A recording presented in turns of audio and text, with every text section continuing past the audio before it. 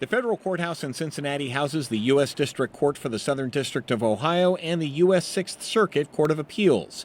Currently, the feds are detaining about 500 people while their cases are getting adjudicated, like the cybercrime suspect we told you about last week, who the U.S. Marshal Service just extradited from Eastern Europe.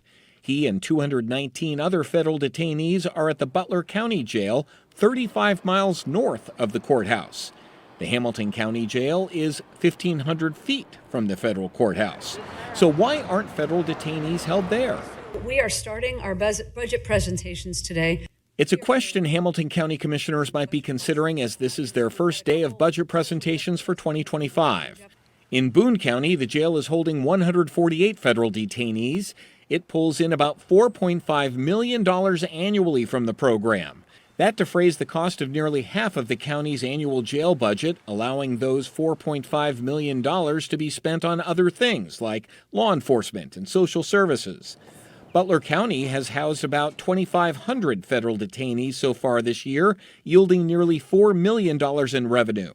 The U.S. Marshal Service, which contracts with local municipalities to house its detainees, says it hasn't had a contract with Hamilton County since 2007. Currently, the Southern District contracts with 13 different facilities from as far north as Toledo, plus the Boone and Campbell County jails in northern Kentucky. The requirements are not difficult to meet. The decision is based on price, whether the jail can provide transportation to and from the courthouse, and it must pass an inspection. Marshals do not require federal inmates to be separated from the general population. Perhaps the biggest factor is interest. Does a facility want to house federal detainees? In our pursuit to find out why Hamilton County is not housing detainees, we approached county commissioners, who directed us to Sheriff Charmaine McGuffey. We reached out to her beginning Monday, but were told we need to schedule a time to talk with her later this week. Capacity does not appear to be an issue. A sheriff's spokesperson tells us the jail holds about 1,600 beds. It currently has 1,067 heads filling them, leaving about a third of the beds, more than 500, empty.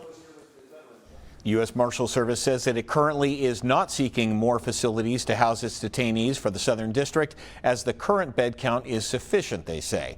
But we have a lot of unanswered questions, like why did Hamilton County stop taking federal detainees? Should the sheriff be going after future federal contracts? And does the county even want them? Perhaps people who live near county jails would prefer not having a de facto federal prison in their backyards. We plan to ask the sheriff these questions when we meet, and we will let you know what she says. From breaking news to feel-good stories, Local 12 has it all. Tap subscribe and click the links for more content like this.